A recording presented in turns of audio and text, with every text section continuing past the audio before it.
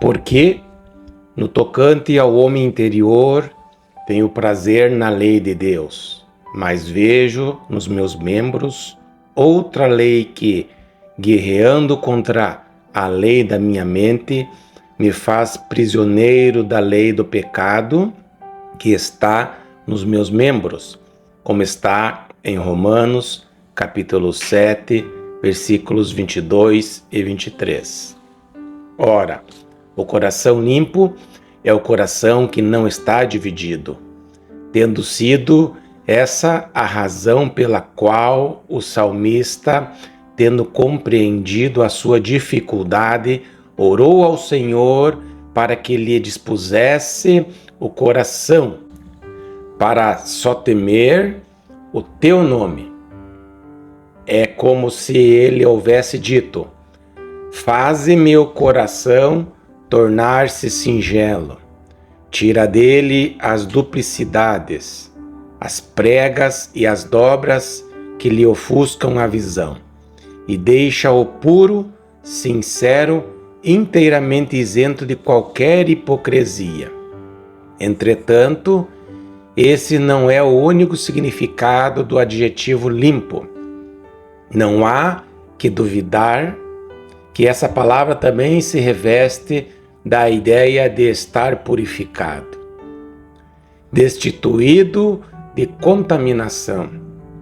Em Apocalipse capítulo 21, versículo 27, João refere-se às pessoas que serão admitidas a Jerusalém celestial, a qual haverá de descer do céu, dizendo que nela nunca jamais penetrará coisa alguma contaminada, nem o que pratica abominação e mentira, mas somente os inscritos no livro da vida do Cordeiro.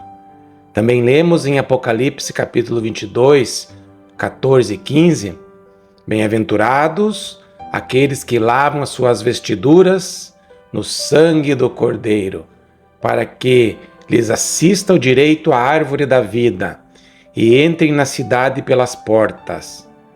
Fora ficam os cães, os feiticeiros, os impuros, os assassinos, os idólatras e todo aquele que ama e pratica a mentira. Coisa alguma que seja impura ou imunda, que tenha qualquer sinal de contaminação, jamais poderá entrar na Jerusalém celestial. Quiçá possamos expressar mais perfeitamente o ponto afirmando que ser limpo de coração significa ser semelhante ao próprio Senhor Jesus Cristo. Não cometeu pecado, nem dolo algum se achou em sua boca, como está em 1 Pedro capítulo 2, versículo 22. Perfeito, sem mácula, puro e íntegro. Analisando um pouco mais a questão, podemos dizer que ser limpo de coração aponta para o fato que somos donos de um amor não dividido, considerando Deus o nosso maior bem, um amor que só se preocupa em valorizar ao Senhor. Em outras palavras, ter um coração limpo significa que observamos o primeiro e maior dos mandamentos. Amarás, pois, o Senhor teu Deus de todo o teu coração, de toda a tua alma e de toda a tua força, como está em Deuteronômio, capítulo 6, versículo 5. Reduzindo a questão, a teremos ainda mais simples. Ter o coração limpo quer dizer que vivemos para a glória de Deus em todos os aspectos da vida e que se deve ser o supremo alvo de nossa existência. Significa que desejamos Deus, que desejamos conhecê-lo, que desejamos amá-lo e servi-lo. E nosso Senhor assevera aqui que somente aqueles que têm essa característica verão a Deus. Essa é a razão pela qual eu já havia dito que encontramos aqui uma das mais solenizadoras declarações das Santas Escrituras. há um certo paralelo dessa ideia na Epístola aos Hebreus, onde se lê acerca da santificação, sem a qual ninguém verá o Senhor, como está em Hebreus capítulo 12, versículo 14. Não posso entender as pessoas que fazem objeção à pregação da santidade. Não me refiro, contudo, às teorias a respeito da santidade, mas aludo à pregação da própria santificação, no sentido neotestamentário, porquanto encontramos essa clara e insofismável declaração na Bíblia: sem a santificação, ninguém verá o Senhor. Ora, temos estado a estudar o que essa santificação realmente significa. Pergunto uma vez mais, por conseguinte, se existe pior insensatez do que imaginar que alguém possa fazer de si mesmo um crente. O objetivo inteiro do cristianismo é proporcionar-nos a visão de Deus, é levar-nos a ver Deus. Por conseguinte, o que se faz necessário antes que possamos ver Deus? Eis a resposta: a santificação, um coração limpo, uma condição singela nas disposições. Não obstante, homens e mulheres costumam reduzir tudo isso à ínfima questão de decência, de moralidade ou de curiosidade intelectual pelas doutrinas da fé cristã. Na verdade, porém, está envolvida nisso a pessoa inteira, e nada menos que isso. Deus é luz, e não há nele treva alguma, como está em 1 João, capítulo 1, versículo 5. Na dimensão espiritual, ninguém pode misturar a luz com as trevas. Ninguém pode misturar o branco com o preto. Ninguém pode misturar Cristo com Belial. Não há qualquer conexão entre esses pares de conceitos. É óbvio, pois, que somente aqueles que se parecem com Cristo poderão ver a Deus e estar em sua presença. Eis a razão pela qual precisamos ser limpos de coração, antes que possamos ver a Deus. O que se deve entender por receber a visão de Deus? O que se deve compreender acerca de veremos a Deus? Novamente, temos aqui um tema a respeito do qual muitíssimo se tem escrito ao longo da história da Igreja cristã. Alguns dos grandes pais da Igreja e um bom número dos primeiros mestres cristãos sentiram-se tremendamente atraídos pelo assunto, dedicando intensa atenção ao problema. Significaria isso que, no estado glorificado, veremos Deus a olhos nus, ou não? Esse era o grande problema por eles enfrentado.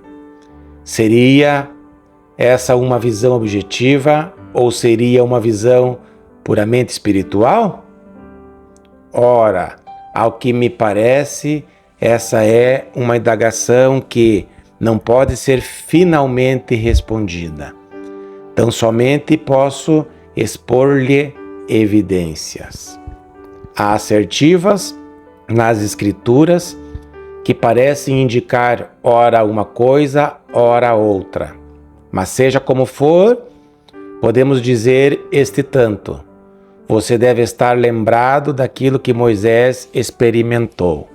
De certa feita, Deus levou-o a sós, colocou-o na fenda de uma rocha e lhe disse que lhe outorgaria uma visão de si mesmo. Não obstante, o Senhor ajuntou que Moisés só poderia vê-lo pelas costas, certamente sugerindo que ver frontalmente a Deus é algo impossível. As teofanias do Antigo Testamento, a saber, aquelas ocasiões em que o anjo da aliança apareceu sob a forma humana, certamente sugerem que a visão literal, física, é algo simplesmente impossível. Além disso, recordemo-nos da declaração feita por nosso Senhor mesmo. Certa vez, ele voltou-se para o povo e disse: Jamais tendes ouvido a voz de Deus, nem visto a sua forma, como está em João capítulo 5, versículo 37. Palavras essas que certamente sugerem a existência de certa forma. Noutra oportunidade, Jesus afirmou: Não que alguém tenha visto ao Pai, salvo aquele que vem de Deus. Este eu tenho visto, como está em João, capítulo 6, versículo 46. É como se nosso Senhor tivesse dito ao povo: Vocês jamais viram ao Pai, mas eu, que procedo de Deus, tenho visto o Pai. E ainda, ninguém jamais viu a Deus. O Deus unigênito que está no seio do Pai é quem o revelou. Como está em João, capítulo 1, versículo 18. Essas são algumas das declarações bíblicas que precisamos levar em conta. Outro sim, você deve estar lembrado que Jesus disse noutra ocasião: Quem me vê a mim, vê o Pai, como está em João capítulo 14, versículo 9. Afirmação esta que é uma das mais misteriosas declarações da Bíblia. Isso é o que a Bíblia tem a dizer sobre a questão.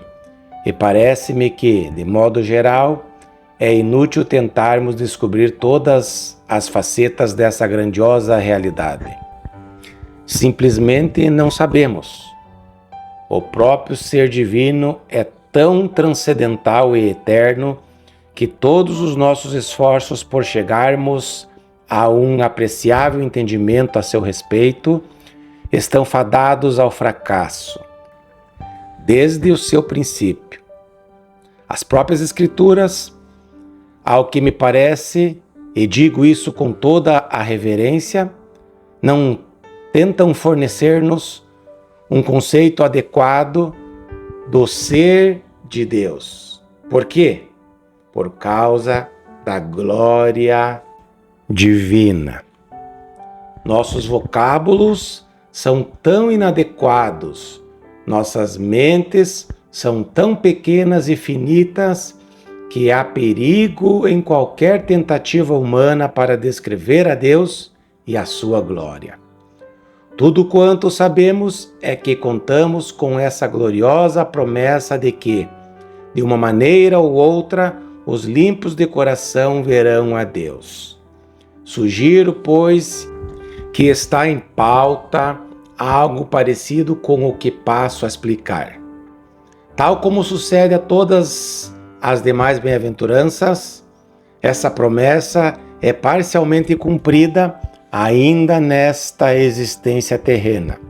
Em certo sentido, há uma visão de Deus enquanto ainda estamos nesse mundo. Os crentes podem ver Deus em um sentido que ninguém mais pode fazê-lo. O crente vê Deus na natureza, enquanto o descrente não pode vê-lo. O crente vê Deus nos acontecimentos da história.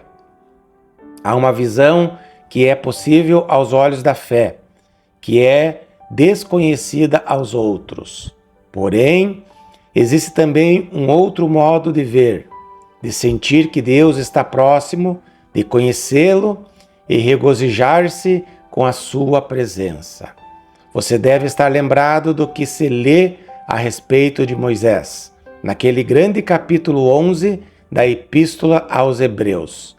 Moisés ficou firme, como quem vê aquele que é invisível, como está em Hebreus capítulo 11, versículo 27.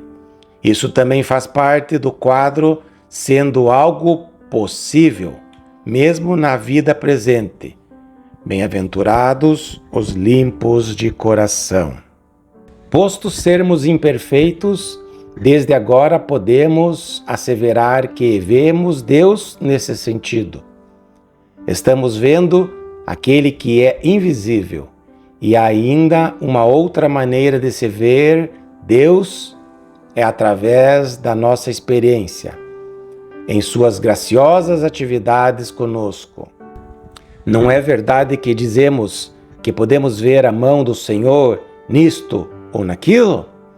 Isso também faz parte da visão de Deus. Naturalmente, porém, isso quase nada significa em comparação com aquilo que haveremos de experimentar no porvir. Porque agora vemos como um espelho obscuramente, como está em 1 Coríntios, capítulo 13, versículo 12. Por enquanto, vemos de uma maneira como nunca víramos antes, mas tudo ainda é para nós um profundo enigma. Todavia, chegará o tempo em que veremos essas realidades face a face. E João acrescenta: Amados, agora somos filhos de Deus e ainda não se manifestou o que havemos de ser. Sabemos que quando Ele se manifestar, seremos semelhantes a Ele, porque havemos de vê-lo como Ele é, como está em 1 João capítulo 3, versículo 2. Não há que duvidar que essa é a mais maravilhosa declaração que já foi feita aos homens, isto é, que você e eu, premidos como vivemos por todos os problemas e tribulações desse mundo moderno, haveremos de ver a Deus face a face. Se ao menos pudéssemos aprender essa verdade, isso revolucionaria as nossas vidas. Você e eu estamos destinados a ter audiência na sala do trono do próprio Deus. Você e eu estamos sendo preparados para chegar à presença mesma do Rei dos Reis. Você acredita nisso? Sabe que isso está acontecendo em sua vida? Você já tomou consciência de que se aproxima o dia em que você verá o Deus bendito face a face? Não por meio de algum espelho, obscuramente, mas face a face. Por certo, no momento em que nos conscientizarmos disso, tudo mais empalidecerá quanto à sua importância, ficando reduzido à insignificância. Você e eu desfrutaremos da presença de Deus e passaremos a eternidade diante da sua glória imorredoura. Basta-nos ler o livro de Apocalipse e dar ouvido aos remidos do Senhor. Enquanto eles o louvam e lhe tributam glória. Essa bênção é inconcebivelmente elevada, ultrapassando todo o alcance da nossa imaginação. Ora, esse é o nosso destino. Os limpos de coração verão a Deus. Nada menos do que isso. Quão tolos somos quando furtamos de nós mesmos essas glórias, as quais são descortinadas diante do nosso olhar admirado. Você já viu a Deus mesmo nesse sentido parcial? Você percebe que está sendo preparado para a visão de Deus? E já fixou nisso os seus pensamentos? Pensai nas coisas lá do alto, não nas que são aqui da terra, como está em Colossenses capítulo 3, versículo 2. Você vive à espera dessas coisas que são invisíveis e eternas? Você passa o tempo meditando a respeito da glória que por você espera? Nesse caso, a sua maior preocupação nessa vida deveria ser possuir um coração limpo. Ora, como é que nossos corações podem tornar-se limpos? Temos aqui novamente um profundo tema que vem ocupando a argúcia dos santos através dos séculos. Há duas opiniões principais a respeito. A primeira é a daqueles que dizem que só nos resta fazer uma coisa: tornar-nos monges, segregando-nos do mundo. Alegam os tais: esse é um empreendimento de tempo integral. Se eu tiver de possuir um coração limpo, não me restará tempo para qualquer outra coisa. Aí reside a ideia inteira do monasticismo. Não quero estacar nesse ponto, mas desejo meramente frisar que tal opinião é inteiramente antibíblica. Esse conceito inexiste nas páginas do Novo Testamento, porque é algo que nem eu, nem você e nem ninguém jamais poderá concretizar. Todos os esforços desse tipo, que procuram atingir a autopurificação, estão condenados ao fracasso. O método bíblico, totalmente contrário a esse, é o seguinte: tudo quanto você e eu podemos fazer é tomar consciência da negridão de nossos próprios corações, conforme eles são por natureza. Ao assim fazermos, outro sim, que nos unamos a Davi em sua oração. Cria em mim, ó Deus, um coração puro e renova dentro de mim um espírito inabalável, como está em Salmos capítulo 51, versículo 10. E também nos aliaremos a Joseph Hart em seu poema Das à alma e ao coração, vida nova e integridade. Vem de ti a recriação, em limpeza e santidade. Você pode começar a tentar purificar o seu coração desde este momento, mas no fim dos seus dias, o seu coração continuará tão negro quanto é agora, e talvez mais negro ainda. Não, somente Deus pode fazer essa limpeza no homem interior, mas graças lhe sejam dadas. Ele prometeu que o faria. A única maneira de termos um coração limpo é que o Espírito Santo venha residir em nós, a fim de purificar-nos. Somente a sua presença e a sua operação no íntimo podem limpar-nos o coração. Ele faz isso operando em nós tanto o querer como o realizar, segundo a sua boa vontade, como está em Filipenses, capítulo 2, versículo 13.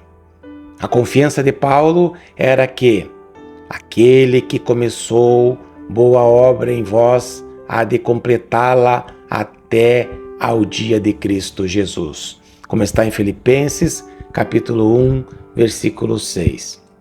Essa é, por semelhante modo, a minha única esperança. Estou nas mãos do Senhor e o processo do meu aperfeiçoamento está em andamento. Deus está tratando comigo e meu coração está sendo purificado. Deus resolveu realizar esse feito e por isso mesmo tenho a certeza de que chegará o dia em que serei uma pessoa sem falha nenhuma, inculpável, sem mancha e sem ruga, sem qualquer tipo de contaminação. Terei permissão de entrar na Cidade Santa pelas suas portas, ao passo que tudo quanto é imundo ficará do lado de fora. E isso exclusivamente pelo fato de que Deus é quem está realizando tal coisa. Isso não quer dizer, entretanto, que nesse inteirim eu deva permanecer na passividade quanto a toda essa questão. Acredito que a obra é de Deus, mas também creio naquilo que Tiago ensinou.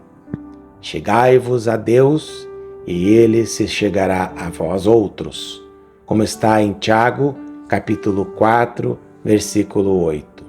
Quero que Deus se achegue a mim, pois, do contrário, o meu coração permanecerá negro de pecado. Mas como é que Deus pode aproximar-se de mim? Tiago insiste: chegai-vos a Deus e Ele se chegará a vós outros. E logo em seguida, purificai as mãos, pecadores, e vós que sois de ânimo dobre, limpai o coração. O fato que eu sei que, em última análise, não posso limpar meu próprio coração. Em nenhum sentido, não significa que eu tenha o direito de arrastar-me pelas sarjetas da vida, esperando que Deus me purifique. Antes, cumpre-me fazer tudo quanto estiver ao meu alcance e ainda assim entender que isso não basta, pois só o Senhor pode realizar tal feito, em última análise. Ou escutemos novamente aquilo que Paulo disse: porque Deus é quem efetua em vós tanto o querer como o realizar, segundo a sua boa vontade. Não obstante isso, adiciona o apóstolo: fazei, pois, morrer a vossa natureza terrena, como está em Colossenses capítulo 3, versículo 5.